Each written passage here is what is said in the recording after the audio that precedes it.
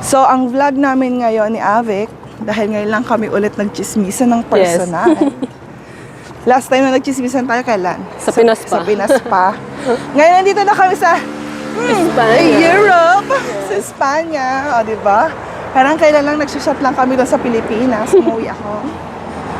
Okay, ang gagawin namin ni Avic ngayon is, meron akong 3 questions na kailangan naming sagutin, 2. Bawat section ng Mallorca. Wow. Are you ready? Ready, Hindi ready. to math. Pero lang math talaga. Okay. May na tayo sa math. Ang unang tanong, ano ang greatest challenge mo this year? 2025. What is your greatest challenge sa buhay mo? Nung paalis ako. No? Nung paalis ka o nung nakaalis ka na? Nung nakaalis, yes.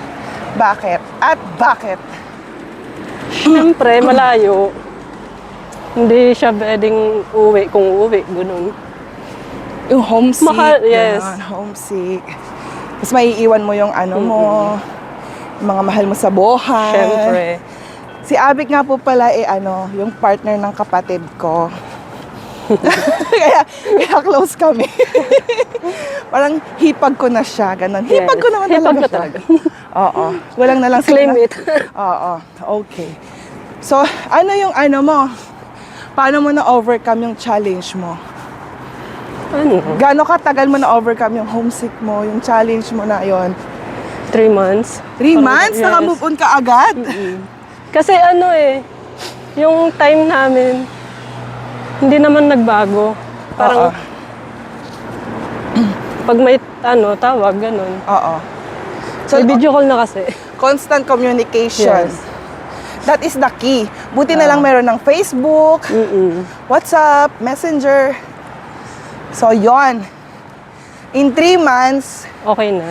okay ka na. Hindi ka na nag-iiyak araw-araw. Hindi na. Pag napapagod Every na. other day na lang. Pag napapagod Or na once a lang. week ka na. May schedule ba ang pag-iyak? Wala naman. O kusa mo na lang Kung kailan nararamdaman mo niya? maramdaman, yun. Oo. Ano bang trabaho mo dito sa Praga? Sa sa Bagiteri, Cafeteria. cafeteria. Okay. Ako naman, ang biggest challenge ko this year is yung health ko, yung kalusugan ko. Kasi nung January, di ba, umuwi ako. Oo. Pagkatapos ko umuwi, doon ako na-diagnose ng high blood sugar, na naapektuhan pala ng perimenopausal ko. So halos kada linggo nasa clinic ako. Ganon ba pag nagkakaedad? Ganun talaga. Pag nagkakaedad.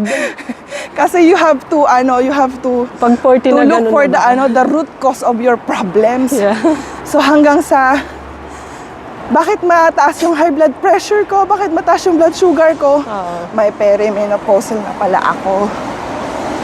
Kaya yon, hanggang sa nagkaroon ako ng nutritionista, nagkaroon ako ng pa-blood test every 6 months na. Talaga? Oo. Na kailangang i-monitor. Ganito kasi sila dito. So, hindi pa naman ako umabot sa sa gamot para sa diabetes. Hanggang high blood pressure lang kasi yung high blood ko, hindi naman siya galing sa Hindi cholesterol. sa oo. Galing siya sa stress.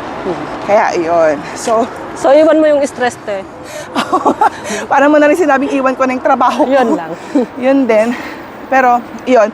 Ngayon okay na ako. Kailangan ko na talagang kontrolin yung pagkain ko. Which is, challenge pa rin. Yes. Kasi kusinero ako.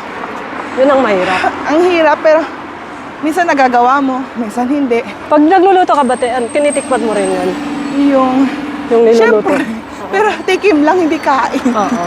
Pero Tapos, nakakaumay na rin yung gano'n. hanggang December nga may mga schedule ako sa mga doktor. Oo.